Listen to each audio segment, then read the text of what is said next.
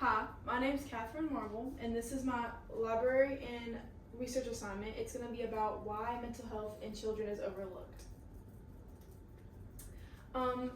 Two of the main topics I'm going to be going over today is the main causes of mental health in children and why it's so overlooked.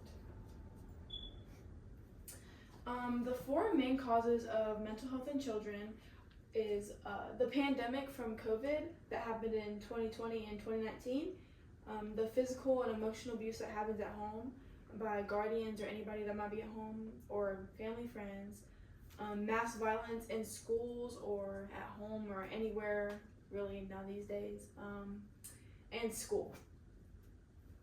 The COVID-19 pandemic, it caused a lot of stress with parents, so that caused a lot of parents to gang up on their kids because they were so stressed out by all the sicknesses going around, and they're having no jobs, being laid off because they could not work because of the pandemic. Children ages 5 and above are really affected and mistreated,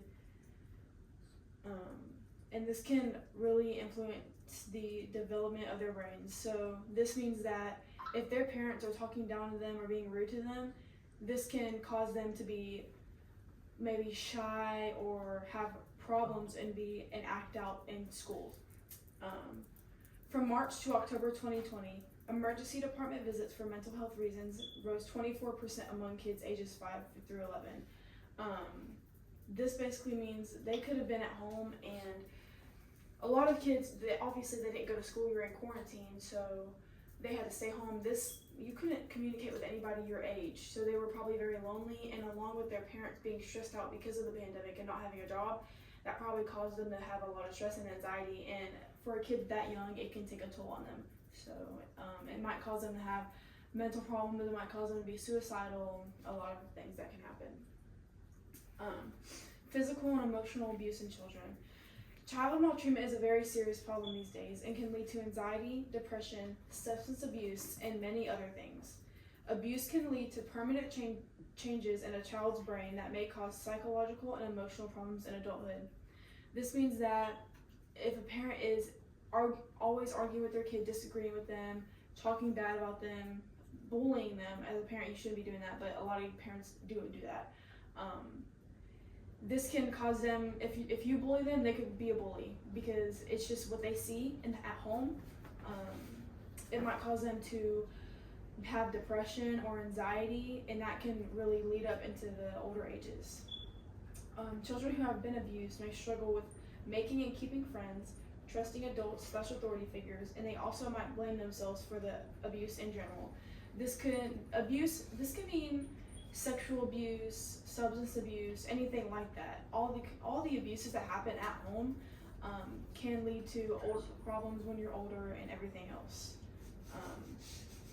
Over 550,000 children in the U.S. get abused, and nearly 2,000 die from the abuse. This is mainly physical abuse at home. This can be mental abuse. It can cause them they can die from suicide or just their parents being rude to them, like hitting them and things like that. But that's really physical abuse. Mental abuse can happen too, and you can die from it. But that's mainly because of the mental abuse that happens, and you end up committing suicide. That's what I'm trying to say here. Most parents and guardians abuse their children because of substance abuse, untreated mental illnesses, lack of parenting skills, and stress and lack of support. Like I said, many children who have been abused physically and mentally at home, it can lead them to have multiple problems when they're older, and that can be a cause of untreated mental illness, because a lot of parents don't notice when their children have mental illnesses and they don't really pay attention to it. They might not think that their kid is capable of having those problems. A lot of parents do think that, so that can cause untreated illnesses in your kids. Lack of parent skills. This often happens in younger parents because they don't really know what to do, and this can also lead to like the lack of support. Their mom and dad, if they're younger and have a child, this can lead to their mom and dad not wanting to help raise a child or not wanting to be in their life because obvious reasons that happen. and that can make them they don't know what to do without a parent there. They don't know how to be a parent if they don't have a parent there with them. So that can cause them to not know what to do and mentally and physically abuse your child. Mass violence. Children exposed to mass violence experience significant stress and often struggle to identify and regulate their emotions as a result of development impacts from their frequent exposure to trauma. Violence can cause major PTSD for many children. The most common mass violence are mass shootings. Every day, 12 children die from gun violence and 32 are shot and injured. Since 1999, more than 338,000 students have experienced gun violence at school. This is a very real slide, especially today in our society. A lot of schools have lockdowns and shootings, and it's honestly ridiculous that happens because that should not be happening these days. It doesn't also mean shootings can happen. This can mean violence at home.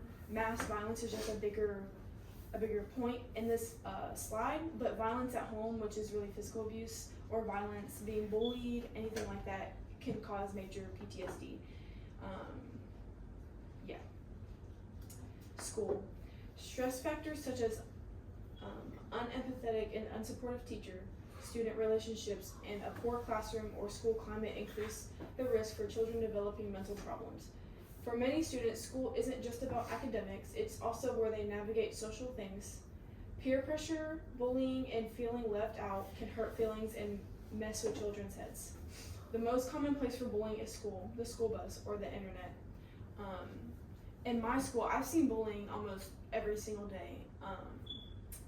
Bullying is a very big problem, especially these days, because a lot of kids see other students like dressing a certain type of way, and they might want to be like that. Like they might want to hop on a bandwagon and be like that person or anything else. And if they see somebody that's not like that, they end up bullying them or making fun of them or anything in that sort of category.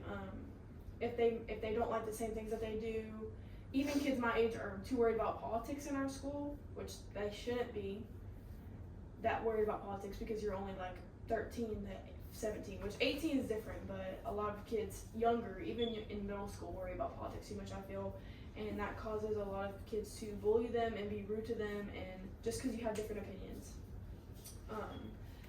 This can really cause a lot of mental problems in schools. Not only, like I said, not only bullying happens in the schools that cause mental health problems, teachers do too. When teachers maybe pick another student over another student, like favoritism, this can cause students to feel like left out or mistreated or unappreciated, and that is coming from, or if a student goes to school just to be there and because that's their safe place, and a teacher's not appreciating them or being rude to them or favoriting somebody else over them, that can really hurt them and make them feel really unappreciated. So I completely understand what that is. Why is children's mental health so overlooked? Limited health knowledge, social stigma / embarrassment, perceived confidentiality / distrust, and financial costs. The limited health knowledge means that they might not even know what mental health is. I recently just did a FCCLA project, and I'm now going to state for it, but that was really what our goal was in that project. It was to help elementary age students find out what mental health was and how to recognize it in themselves. A lot of kids don't really know these days what mental health is because their parents might not want to tell them because they think it's dangerous to them, but it's honestly one of the most important things in a kid's life because they don't know what that is. Perceived confidentiality / distrust. This means that you might, if you go to a counselor in elementary school, a student might not want to talk to them because they don't even talk to their parents at home. They might not trust that person, and they just don't feel comfortable talking to anybody. That happens a lot in children because they get embarrassed because of their peers.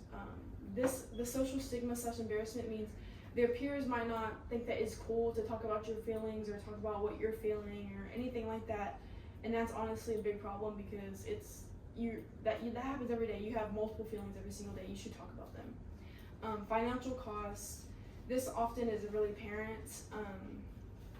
They don't have the money to go get a therapist, or they don't have the money to get a kid into a institute if they need it.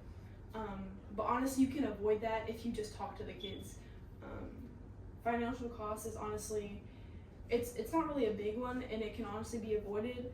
But a lot of parents, like I said, they might be embarrassed. Even with other parents, they might not think that that's something you should talk about, and other parents might peer pressure them. So honestly, that's really something you can avoid. And that's it. Thank you for watching.